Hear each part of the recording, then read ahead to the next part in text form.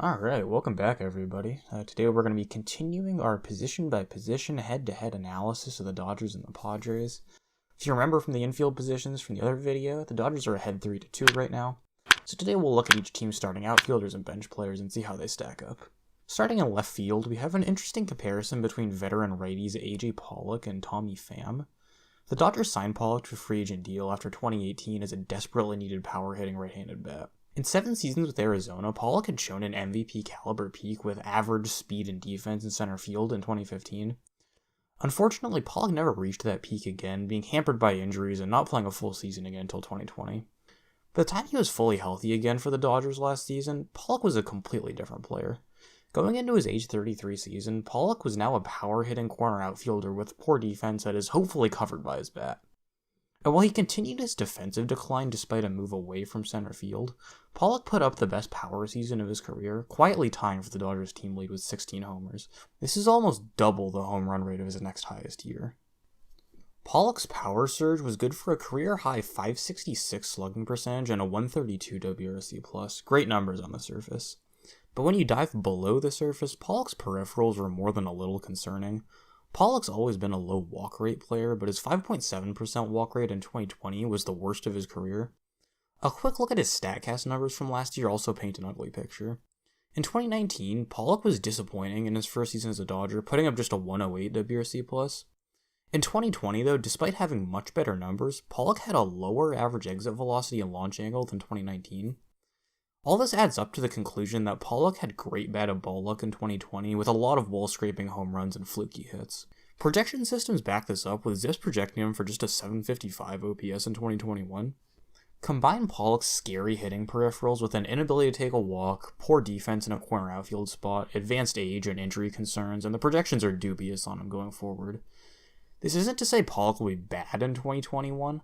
I fully expect him to be an above-average hitter, but I wouldn't predict him to be nearly as good as he was in 2020. Tommy Pham was traded to the Padres along with Jake Cronenworth before 2020, and despite high hopes as a top-of-the-order bat, had the worst season of his career while battling injury, leading to him putting up just a 78 WRC+ with negative defensive value. But before the disappointing 2020, Pham was one of the most underrated players in baseball, putting together 3 straight seasons of well above average production from 2017 to 2019 with St. Louis and Tampa Bay. Pham didn't get a chance at full-time play until 2017 in his age 29 season, but he broke out that year with 6 WAR and just 530 plate appearances, an even better pace than Pollock's MVP level 2015. The most important difference between Pollock and Pham is that Pham has always had excellent plate discipline, making him a higher floor player with less reliance on batted ball luck for success. Granted, Pham was quite bad in 2020 with negative value on both offense and defense, but a lot of the struggles at the plate were due to bad luck. Pham put up exit velocity numbers better than his career average, but his BABIP, or batting average on balls in play, was a full 80 points lower than his career average, a telltale sign of bad luck. Pham's xWOBA, a hitting stat based entirely on StatCast numbers that tries to isolate luck out of the equation, was actually higher than Pollock's in 2020, meaning he was making better contact overall, but just found less fluke hits and wall-scraping homers. A look at projections shows that they're much more bullish on Pham than Pollock in 2020, with Zips giving Pham an OPS of 813, 60 points higher than Pollock. Overall, Pham and Pollock are actually very similar players. They're both converted center fielders that are now below average defensively and left. They both still have good speed, and they're both capable of hitting for power. Tommy Pham, though, is basically A.J. Pollock with a more ground ball-based hitting profile but better quality of contact, and far superior plate discipline, which makes him my pick to have a better 2021 in this comparison. Let's move on over to center field now for a comparison between Cody Bellinger and Trent Grisham.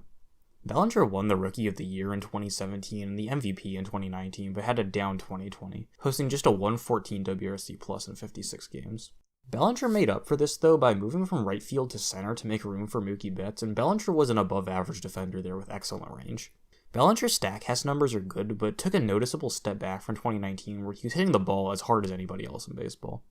Despite this, though, his BABIP was 50 points lower than his career average, and his xBA was 50 points higher than his actual batting average, so it seems Bellinger got especially unlucky in a small sample size 2020. I'm not sure if Bellinger will ever reach the peaks of his absurd first half in 2019, where he was the best hitter I've ever seen in my life, but I think his true talent level is closer to 2019 than 2020. Even if he never hits at that level again, though, Bellinger brings value with his speed and defense, and should still draw a ton of walks even when he isn't hitting for average. On the whole, I'd be surprised if Bellinger isn't an all-star in 2021. Trent Grisham came over from the Brewers before 2020 in the Luis Urias trade, and it's looking like San Diego at the better end of that one.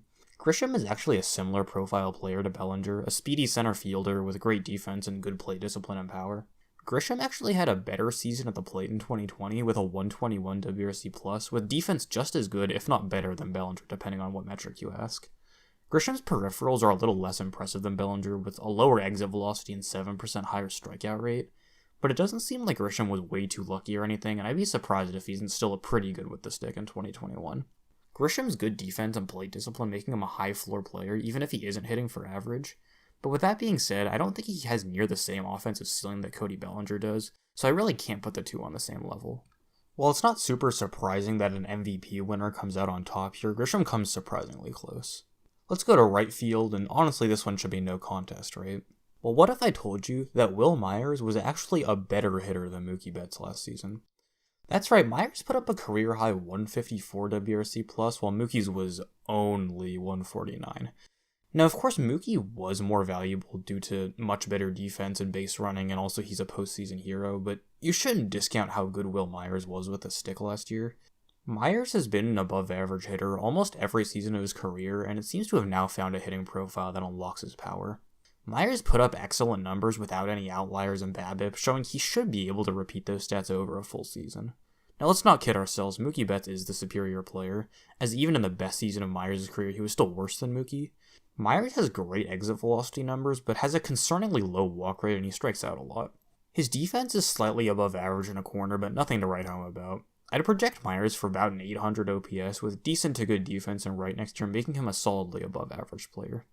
On the other hand, though, I don't need to tell you that Mookie Betts is the complete package, a true 5-tool player and one of the 3 best players in the league. He's been the second best player in baseball by WAR since 2015, combining a 300 career average, super smart base running, the league's best defense in a corner outfield spot, with all of it culminating in his monster 2018, where he put up a 185 WRC+, and 10.4 WAR, which is the best by anyone this decade.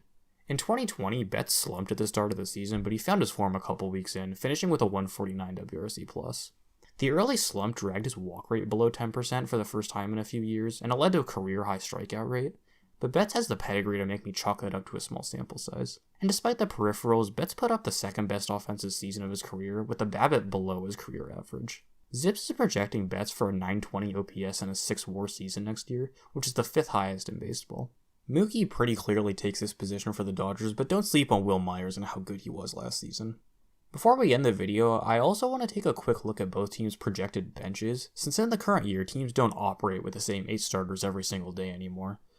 San Diego's bench is headlined by Jake Cronenworth, who broke out in his rookie season last year with a 125 WRC+ and good defense at all 4 infield spots. Cronenworth will probably see some time in the outfield as well in 2021, and by switching between almost every position and slotting in for injuries, I fully expect him to start 120 games next season, even if he isn't a true starter. San Diego's other impact sub is their backup catcher Victor Caratini, who came over in the Yu Darvish trade. Caratini isn't a great hitter, but he's a switch hitter that can draw some walks and doesn't strike out much, so he's better than your average backup catcher. He's also a better defender than you'd expect, despite a not very athletic build with well above average pitch framing. Caratini was Yu Darvish's personal catcher last season, so Caratini should still get around 70 starts between giving Nola rest, catching for Darvish, and playing some first base. The Padres bench is rounded out by Jorge Mateo, a former top prospect that hasn't panned out but is extremely fast and can play anywhere on the field, Jorge Oña, who's an unproven outfielder but has great potential power, and Brian O'Grady, a corner outfield first base type that's been impressive in the minors but hasn't seen many major league at-bats yet. The Dodgers' projected bench is comprised of top prospect infielder Gavin Lux, veteran catcher Austin Barnes, utility men Zach McKinstry and Matt Beatty, and outfielder DJ Peters. Lux was the number 2 prospect in baseball before he graduated last year, but he hasn't shown much in the majors. I'd expect Lux to be the starting second baseman by the end of the season, with Chris Taylor transitioning into a super utility role. But if Lux continues to struggle or Taylor continues his form from 2020, he could see some innings as more of an outfield utility type player. Austin Barnes is a totally known quantity at this point, and despite a breakout 2017, he's regressed into the classic all-glove no-hit backup catcher. Barnes was actually not bad at the plate in 2020 with a 94 WRC+, but his real value lies in his excellent pitch framing and pitch calling. He's usually behind the plate when Clayton Kershaw is pitching, and his defense was good enough to move Will Smith to DH when that option was available.